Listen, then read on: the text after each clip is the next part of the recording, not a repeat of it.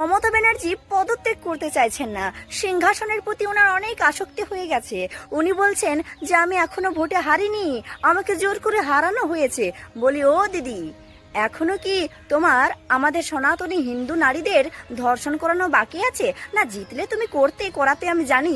বলছি, আমাদের এখনো হিন্দু ভাই বোনেদের বেকার করা এবং মার্ডার করা কি বাকি আছে? না, তুমি ভোটে জিতলে করাতে আমি জানি, সবই জানি। পার্টি অফিস থেকে যা থান সাদা শাড়ি বেরোচ্ছে এবং যা ধারালো অস্ত্রগুলি বেরোচ্ছে। তৃণমূলের পার্টি অফিসে উদ্ধার হলো একের পর এক মারাত্মক অস্ত্র।